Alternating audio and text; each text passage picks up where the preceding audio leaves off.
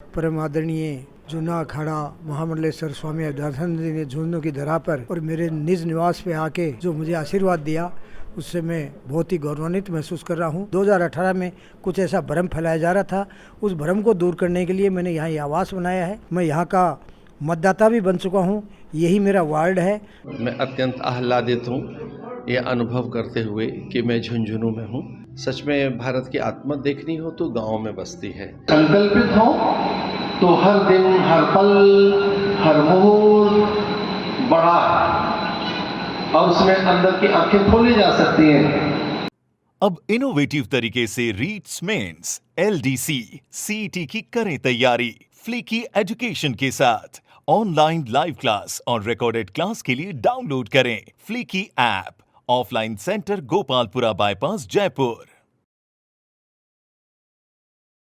प्रेम और आस्था पे किसी का जोर नहीं, ये मन जहाँ लग जाए वहीं रब नजर आता है। राम राम जी, मेरा नाम अरुण थे, देख रहे हो झलको झुंझुनू। कैमरा उमेश के साथ आदाबा पूछा। हाँ, झुंझुनू का है, रानी सती मंदिर के सामने जाएंगे तन बेरो कि झुंझुनू के अंदर जगह बे हरिद्वार आश्रम से जूना पीठ का महामंडलेश्वर परम पूजनीय बात करें कि आचार्य अवधेशानंद जी महाराज उरा एड़ा ही रानी सती दादी को दर्शन उरा करेंगे। अभी के बाद में झुंझुनू के अंदर है राजेंद्र जी भांबू को जो कार्यालय जो है बठे बे आशीर्वाद वाचन भी बड़े करेंगे, तो वह बड़े भी चलांगा। पूरी बात करांगा कि कद बे आया हा और के को आगे पूरा प्रोग्राम है, सारी बातचीत आप करांगा। वीडियो मन तक बने रही हो। तो रानी सती के अंदर दर्शन करने के बाद में महाराज जी अभी जगह ही पे बाबू जी को जो कार्यालय जो उरे पे पहुंचे ही और उनको उद्घाटन जो है को आशीर्वाचन भी उरे रहेगो। ये जो बता दूं कि जो कार्यालय है यो अगर सेन सर्किल और पंचदेव के बीच में जो वो हुआ है और उरे जगह में अभी मौजूद ही। अब अंदर चलांगा के बाका जगह विचार ही बन से थाने छोड़ाने की पूरी कोशिश करांगा। मैं अत्यंत आह्लादित हूँ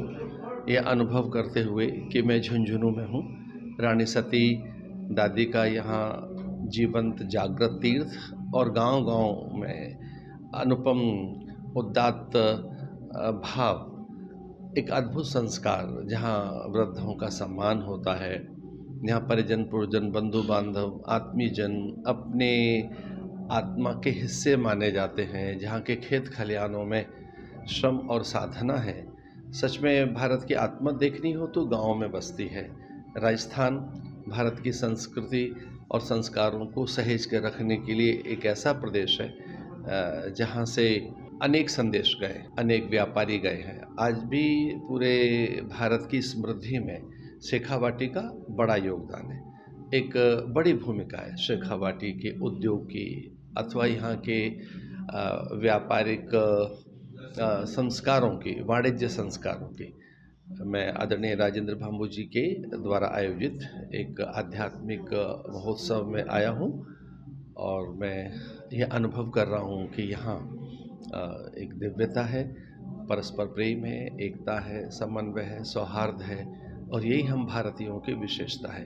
क्योंकि हम भारतीय सर्वे भवन्तु सुखिनः कहकर सभी के कल्याण की कामना करते हैं, सभी के मांगल्य मोद और उन्नति प्रगति की हम प्रार्थनाएं करने वाले लोग हैं। पूरे विश्व को परिवार मानने वाले लोग हैं और ऐसी भावनाओं से ओतप्रोत ये झुंझुनू शेखावाटी और यहाँ के संस्कार स्तुत्य हैं, अनुकरणीय हैं। एक और भी आनंद की बात है कि शेखावाटी से अनेक सैनिक गए, सीमाओं के प्रहरी बने, भारत की रक्षा के लिए यहाँ अनेकों सैनिकों ने अपने प्राणदान दिए हैं, उत्सर्ग किया है। यहाँ उन हुतात्माओं को, बलिदानियों को भी मैं प्रणाम करता हूँ। राम राम जी। राम राम जी। आज जय अवधेशानंद जी महाराज आपने झुंझुनू में आए ही थारा जय प्रोग्राम में शामिल है। सबसे पहले थारा जन्मदिन की बहुत बहुत शुभकामनाएं। धन्यवाद। और बताओ कि कितनी के गर्व की बात है झुंझुनू के लिए? मेरे पास शब्द नहीं है।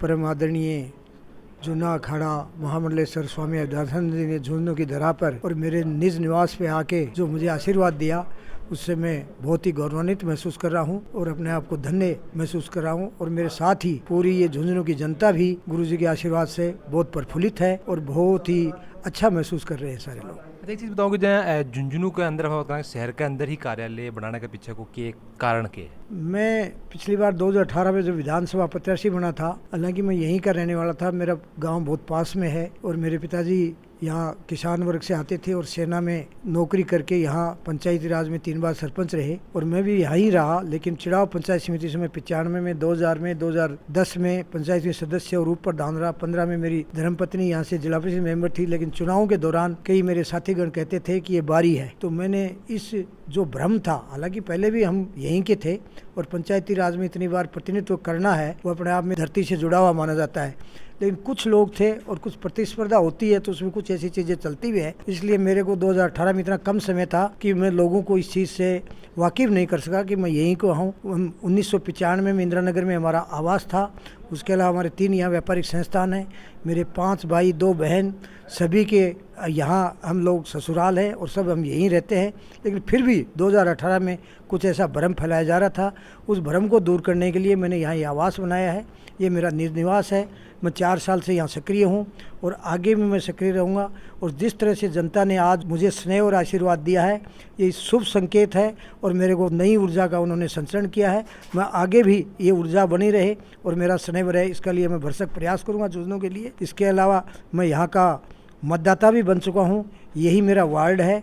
मैं यहाँ एक मतदाता के रूप में भी बीजेपी का सक्रिय कार्यकर्ता के रूप में कार्य करूँगा। तो जाए पूरे ऑफिस होने से जनता थार कने जल्दी पहुँच सकेगी। बन की कोई भी शिकायत है बन से लेगी तो थार से मिलनो जो थोड़ा सुधार के लगा क्योंकि ईजी होगी। निश्चित रूप से ये एक सकारात्मक संदेश है और यहाँ की जनता के लिए भी अच्छा लगेगा कि मैं वहाँ अच्छी तरह से उनको सुलभ हो सकूँगा। गाँव में मेरी थोड़ी दूरी बढ़ जाती थी, अब मैं सुबह शाम और कई बार शाम को और कई बार जल्दी सुबह आना संभव नहीं हो पाता था। अब ऐसा कुछ नहीं होगा। 24 घंटे में जनता के लिए उपलब्ध रहूँगा। निष्ठावान, समाजसेवी और राजनीतिक गलियारों के माध्यम से जो देश और समाज की सेवा के लिए प्रतिबद्ध है, उनके आमंत्रण पर यहाँ पूज्य संतों के दर्शन कर अभिभूत हो। शेखावाटी के ही नहीं और दूर दूर से अनेक महापुरुषों के दर्शन, उनका सानिध्य, उनकी नैकट्यता और आप सबकी उपस्थिति मुझे हर्षित कर रही है। यहाँ पर सभी वर्गों से अनेक जन, जिनमें वरिष्ठ जन, मान्य, गणमान्य विभूतियां, अनेक गांव, नगर और स्थानों से चलकर आए आप सब बंधु भगिनियों के बीच में अनेक सामाजिक, धार्मिक, आध्यात्मिक संस्था और संगठनों के आप सब प्रतिनिधि, विशेषकर रानी सती दादी दरबार की प्रबंध समिति के अनेक प्रमुख जन और वहां के चेयरमैन और सभी वर्गों के आप सब मान्य जनों के बीच में असहकार कर आनंदित हूं। भोर में सूर्य का आगमन, कुछ बदलियां, अंबर, कभी कभी कुछ पल विशेष प्रकार के हमें अनुभव दे जाते हैं। यद्यपि हर दिन मूल्यवान है, उसकी कोई महिमा है और उसे फिर लौटना नहीं है।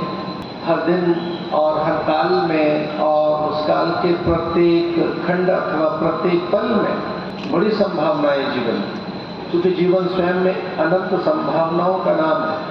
जीवन के हर पल में अनेक संभावनाएं, उन संभावनाओं में हमारे लिए दिव्यता, उच्चता, पवित्रता और प्रगति, उन्नयन, उत्थान, उत्कर्ष, उन संभावनाओं में हमारे लिए अलौकिक, पारलौकिक अनेक प्रकार की अनुकूलताएं, ये सब विद्यमान है हर दिन, हर पल, हर क्षण। ऐसा नहीं है कि कोई विशेष मुहूर्त में ही हम में उत्थान और उत्कर्ष की कोई प्रेरणाएं हमें प्रभावित करेंगे।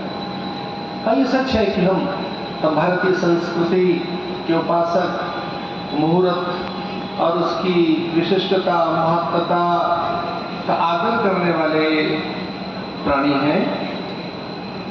हम भारतीय संस्कृति के उपासक हैं, जहाँ देव सत्ता पितृ सत्ता का आदर है, जहाँ हमने काल को महाकाल कहा,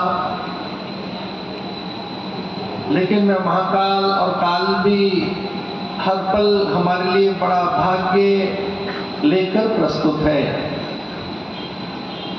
हम घड़ी पल मुहूर्त नक्षत्रों को मानने वाले प्राणी, पर हम ऐसा भी मानते हैं कि कोई पल ऐसा नहीं है जब परमात्मा हमसे दूर है, कोई क्षण ऐसा नहीं है जब देव कृपा से हम विलग हैं, क्योंकि उनकी कृपा, उनके अनुग्रह, उनके आशीष हर पल हमें उपलब्ध, हर पल। ऐसा नहीं है कि हम पितरों और देवताओं की कृपा से अलग।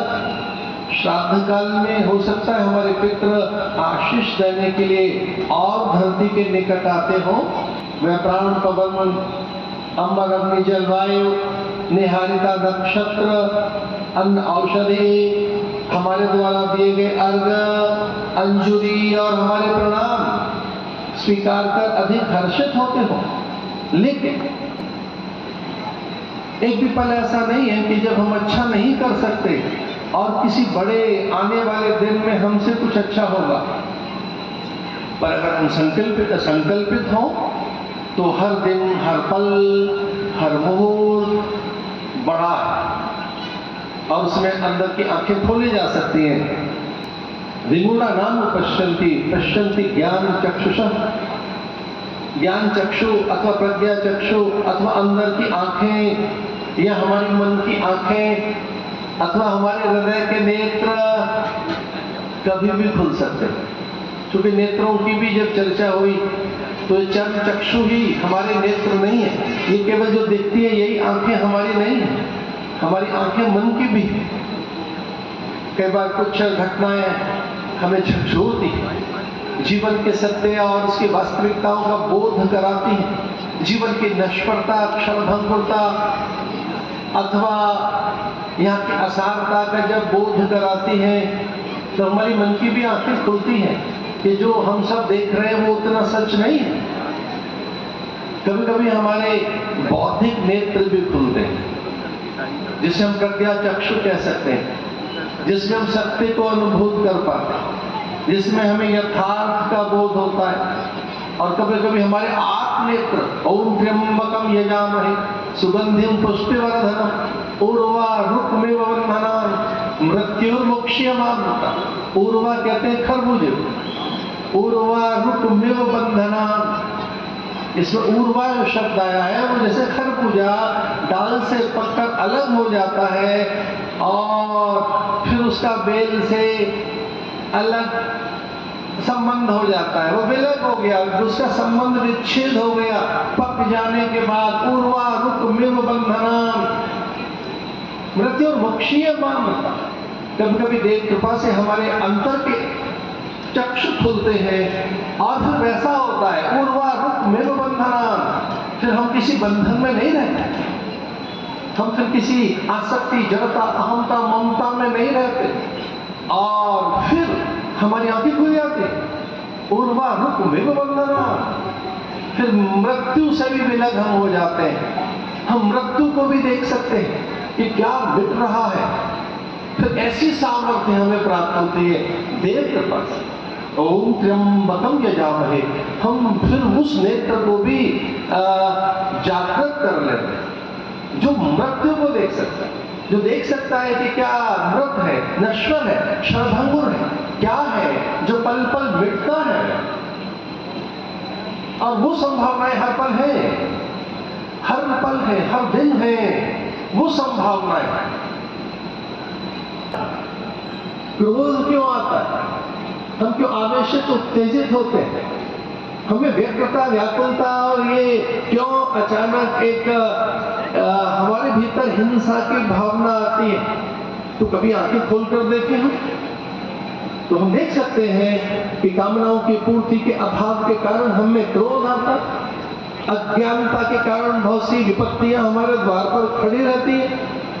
तो मैं ये कह रहा था कि आंखें कभी भी खुल सकती हैं, ऐसा नहीं है कि हम न चाहें अपने नेत्र खोलना, पर एक अवसर ऐसा आता है जब आंखें सहसा खुलती है, हृदय के नेत्र, बुद्धि के नेत्र, आत्म नेत्र, प्रज्ञा चक्षु, जब फिर सामान्य बुद्धि नहीं रहती, फिर वह बुद्धि रिदम्भरा हो जाती है, वह बुद्धि फिर प्रज्ञा हो जाती है, वह बुद्धि फिर ब्रह्मरता बन जाती है, फिर वह बुद्धि सत्य से एकीकृत होकर और वह अनुभव कर पाती है कि जिस जगत में हम हैं ये मरण धर्मा है, ये नश्वर जगत है, यहाँ की चीजें मिटने वाली है। इसे आंखें खुलने के बाद हम सच को जानने लगते हैं और हमारी जो वैदिक प्रार्थनाएं, वो आरंभिक प्रार्थनाएं भी इस प्रकार की हैं। ओम असतो मां सद्गमय, जो हमारी वैदिक प्रार्थनाएं, जो आरंभिक प्रार्थनाएं हैं, उनमें ईश्वर से ये कहा गया, हे परमात्मा हमें बल दे कि हम असत्य और सत्य के बीच का अंतर जान सके। और भारत के प्राणी हम सब दर्शनार्थी हैं, चारों धामों में दर्शन करने के लिए व्याकुल रहते हैं, 68 तीर्थों में, 12 ज्योतिर्लिंगों में, अपने कुल देवता, इष्ट देवता, ग्राम देवता के यहाँ ये सुदूर झुंझुनू से और शेखावाटी से गए सारे से लौटकर यहीं तो आते तीर्थ करने। तो फतेहपुर में आए, वो झुंझुनू में आए, सालासर में आए, या वो जीन माता के पास जाए, या फतेहपुर वाले दादी के पास जाए, या ये झुंझुनू में दादी के पास यहाँ आए। इसका अर्थ है क्या? तो दर्शन करने आए, दृश्यामृत एक और अमृत है जिसकी बड़ी चर्चा की, वो नामामृतम, प्रियम प्रियम श्रवण पुटके नामा नामा व्रतम। हमारे शास्त्र कहते हैं कि अमृत केवल चरणामृति नहीं है, ज्ञानामृति नहीं है, वचनामृति नहीं है, एक है नामामृतम। भगवान का नाम ले लिया जाए, तस्मात् सर्वेषु कालेषु मां अनुस्मर्युर्भज, ऐसा भगवान कहते हैं कि जब कभी। तो वीडियो पूरा देखना बताने के लगे कि आचार्य विद्यासानंद जी के झुंझुनू पधारने से अपने संस्कृति से जो जुड़ाव है लोगों को कितनों के ज़्यादा होगा, थारी जी की राय है हमारे कमेंट बॉक्स में जरूर दोगा। वीडियो जो वो लाइक से जरूर कर दीजिए। अभी तक हमारे चैनल ने सब्सक्राइब नहीं करे तो जरूर से कर दीजिए। करने घंटी को निशान है वो भी दबा दियो ताकि हमारा आने वीडियो में हाथ मिल जाए। जल को झुंझुनू के साथ थारो प्यार ऐ बनाए रखो।